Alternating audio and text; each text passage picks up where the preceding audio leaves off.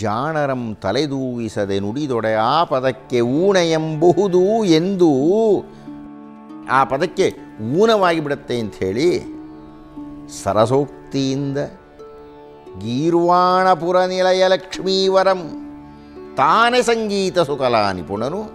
ಯಾರಯ್ಯ ಅವನು? ಅವನೇ ಮಹಾನ್ ಸಂಗೀತ ವಿದ್ವಾನಾತ, ಅವನೇ ಮಹಾನ್ ಸಂಗೀತ ವಿದುಷಿಯಾತ. ಆ ಲಕ್ಷ್ಮೀನಾರಾಯಣ ಗೀರ್ವಾಣಪುರ ನಿಲಯ ಲಕ್ಷ್ಮೀವರ. ಗೀರ್ವಾಣಪುರ ಅಂದರೆ ಸುರಪುರ ಅಂತ, ಅಂದರೆ ದೇವಪುರ ಅಂತ, ಅಂದರೆ ದೇವಾನೂರು ಅಂತ. ಆ ಸುರಪುರದ ಲಕ್ಷ್ಮೀವರ ಏನು ಮಾಡ್ದ? ವೀಣೆಯಿಂ ಗಾನಮಂ ನುಡಿಸುವಂದದೊಳ್, ವೈಣಿಕನೊಬ್ಬ ವೀಣೆಯಿಂದ ಗಾನವನ್ನು ನುಡಿಸುವಂತೆ ಎನ್ನ ವಾಣಿಂ ಕವಿತೆಯಂ ಪೇಳಿಸಿದನ್ ಎಂದು ಅರಿದು ಕೇಳುವುದು ಸುಜನರು. ನಂದೇನೂ ಇಲ್ಲ, ನಾನೊಂದು ವೀಣೆ ಇದ್ದಂತೆ. ವೀಣೆಯಿಂದ ವೈಣಿಕನೊಬ್ಬ ಗಾನವನ್ನು ನುಡಿಸುವಂತೆ, ನಾದ ಮಾಧುರ್ಯವನ್ನು ಹೊರಹೊಮ್ಮಿಸುವಂತೆ ನನ್ನನ್ನು ವೀಣೆಯನ್ನಾಗಿ ಮಾಡಿಕೊಂಡು ನನ್ನ ಕಂಠದಿಂದ ಮಹಾಭಾರತದ ಕಥೆಯನ್ನು ಹೇಳಿಸ್ತಾ ಇದ್ದಾನೆ ಅಂತ ಕೇಣಮಂ ತೊರೆದು, ನನ್ನ ಬಗ್ಗೆ ವಿರೋಧ ಇದ್ದರೆ ಅದನ್ನು ಬಿಟ್ಟುಬಿಟ್ಟು, ಪುರುಡಿಸುವರಂ ಜರೆದು, ಯಾರಾದರೂ ಅಸೂಯೆ ಉಳ್ಳಂತಹವರನ್ನು ತಿರಸ್ಕಾರ ಮಾಡಿ ಕಿವಿದೆರೆದು ಕೇಳುವುದು ಸುಜನರು. ಮಹಾಭಾರತದ ಕಥೆಯನ್ನು ಕೇಳಬೇಕಾಗಿದ್ದರೆ ಶ್ರದ್ಧೆಯಿಂದ ಕೇಳಬೇಕು, ಆಸಕ್ತಿಯಿಂದ ಕೇಳಬೇಕು, ಪುಣ್ಯ ಸಂಪಾದನೆ ಮಾಡ್ತೀವಿ ಅಂತ ಕೇಳಬೇಕು. ಹಾಗೆ ಕೇಳಿದರೆ ನಿಮಗೇನ್ರಿ ಸಿಗುತ್ತೆ ಅನ್ನತಕ್ಕಂಥದ್ದನ್ನು ಲಕ್ಷ್ಮೀಶ ಪಟ್ಟಿ ಮಾಡ್ತಾನೆ. ಆ ಒಂದು ಪದ್ಯವನ್ನು ನೋಡಿ ನಾವು ಮುಂದಕ್ಕೆ ಹೋಗೋಣ. ಪುಣ್ಯಮಿದು ಶ್ರೀಕೃಷ್ಣ ಚರಿತಾಮೃತಂ ಸುಕವೀಂದ್ರಗಣ್ಯಮಿದು ಶೃಂಗಾರ ಕುಸುಮ ತರು ತುರುಗಿದಾರಣ್ಯಮಿದು ನವರಸ ಪ್ರೌಢಿಲಾಲಿತ್ಯ ನಾನಾ ವಿಚಿತ್ರಾರ್ಥಂಗಳ ಗಣ್ಯಮಿದು ಶಾರದೆಯ ಸನ್ಮೋಹನಾಂಗ ಲಾವಣ್ಯಮಿದು ಭಾವುಕರ ಕಿವಿದೊಡವಿಗೊದವಿದ ಹಿರಣ್ಯಮಿದು ಭೂತಳದೊಳೆನೆ ವಿರಾಜಿಪುದು ಲಕ್ಷ್ಮೀಪತಿಯ ಕಾವ್ಯ ರಚನೆ. ಲಕ್ಷ್ಮೀ ಜೈಮಿನಿ ಭಾರತದ ಮುಕ್ತಾಯದ ಸಂದರ್ಭದಲ್ಲಿ ಕೊನೆಯ ಪದ್ಯದ ಹಿಂದಿನ ವಾಕ್ಯ ಇದು. ಇಂದೇನು ಮುಕ್ತಾಯ ಆಗ್ತಾ ಇದೆ ಅಂದರೆ ಫಲಶ್ರುತಿಯನ್ನು ಹೇಳ್ತಾ ಹೋಗ್ತಾನೆ ಲಕ್ಷ್ಮೀಶ. ಪುಣ್ಯಮಿದು ಕೃಷ್ಣ ಚರಿತಾಮೃತಂ.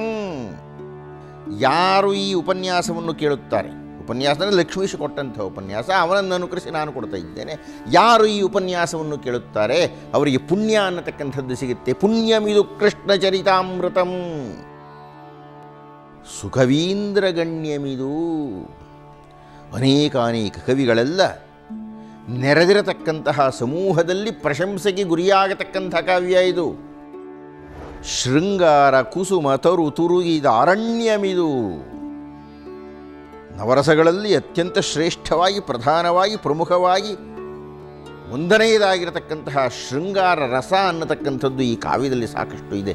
ಶೃಂಗಾರ ತರು ತುರುಗಿದ ಅರಣ್ಯಮಿದು.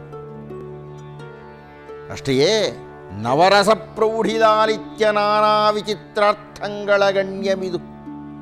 ನವರಸಗಳೂ ಇರತಕ್ಕಂಥ ವಿಚಿತ್ರವಾಗಿರತಕ್ಕಂಥ ಅರ್ಥಗಳನ್ನು ಕೊಡತಕ್ಕಂಥ ಮಹಾನ್ ಕಾವ್ಯ ಇದು. ಶಾರದೆಯ ಸನ್ಮೋಹನಾಂಗ ಲಾವಣ್ಯಮಿದು.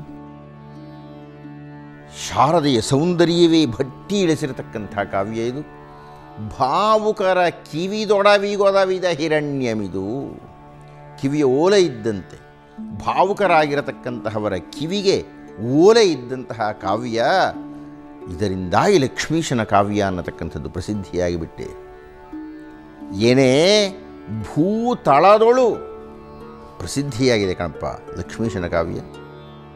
ಇಂತಹ ಲಕ್ಷ್ಮೀಶನ ಕಾವ್ಯವನ್ನು ಆಧರಿಸಿ ಕುಮಾರವ್ಯಾಸನ ಕರ್ನಾಟ ಭಾರತ ಕಥಾಮಂಜರಿಯನ್ನು ನೋಡುತ್ತಾ, ರನ್ನನ ಸಾಹಸ ಭೀಮ ವಿಜಯವನ್ನು ಅಲ್ಲಲ್ಲಿ ಗಮನಿಸ್ತಾ, ಪಂಪನ ಆದಿಪುರಾಣದ ಜೊತೆಗೆ ಬಂದಿರತಕ್ಕಂತಹ ವಿಕ್ರಮಾರ್ಜುನ ವಿಜಯಕ್ಕೆ ಮಾನ್ಯತೆಯನ್ನು ಕೊಡ್ತಾ ನಾವು ವ್ಯಾಸ ಭಾರತ ದರ್ಶನವನ್ನು ಮಾಡಲಿದ್ದೇವೆ. ವ್ಯಾಸ ಮಹರ್ಷಿಗಳು ಶ್ರೀಮನ್ ಮಹಾಭಾರತದ ವಿರಚನೆಯನ್ನು ಮಾಡಿದಾಗ ಕೇವಲ 8,000 ಶ್ಲೋಕಗಳು ಮಾತ್ರ ಇತ್ತಂತೆ.